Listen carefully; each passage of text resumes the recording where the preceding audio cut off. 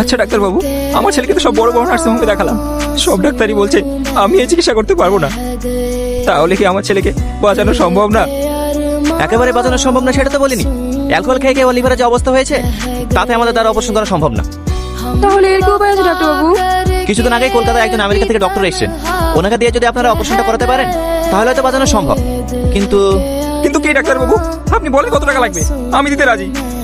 আমরা ওনার সাথে যোগাযোগ করার অনেক চেষ্টা করেছি, কিন্তু ওনার অ্যাপয়েন্টমেন্ট পাওয়া তো খুবই কঠিন। আপনি দয়া করে একটা অ্যাপয়েন্টমেন্টের ব্যবস্থা করে দিন না ডাক্তারবাবু। আমি আপনাদেরকে একটা স্কুল মাস্টারের নাম্বার দিচ্ছি, আপনারা ওনার সাথে যোগাযোগ করুন।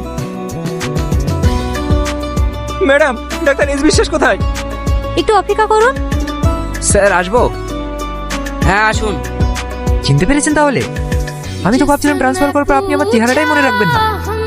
আমাকে ক্ষমা করে দিন মাস্টারমশাই। সেদিন যদি আমি আপনার কথা শুনে আমার ছেলেকে সঠিক শিক্ষা দিতাম, তাহলে আজ আমাকে এই দিনটা দেখতে হতো না। সেদিন আপনার ছেলেকে আমি সঠিক শিক্ষা না দিতে পারলেও এই ছাত্রটাকে দিতে পেরেছিলাম, তাই ও আজ এত বড় জায়গায় পৌঁছেছে। হ্যাঁ স্যারের কথা শুনেই আমি আপনাদের সঙ্গে দেখা করছি। আমি ভুল করে ফেলেছি মাস্টারমশাই, দরকার হয় জুতোগুলো আমার গালে মারুন, তবু আমার ছেলের পান ভিক্ষাটা দিন। এমএলএ সাহেব, আমার মনে হতো নিচু না যে নিজের প্রতিশোধ নেওয়ার জন্য একটা মানুষের প্রাণ যেতে দেবো। এখন আছে যে রিপোর্টগুলো দাও। আপনারা যত তাড়াতাড়ি সম্ভব ওকে হসপিটালে অ্যাডমিট করুন, আমি আজই ওর অপারেশন করবো।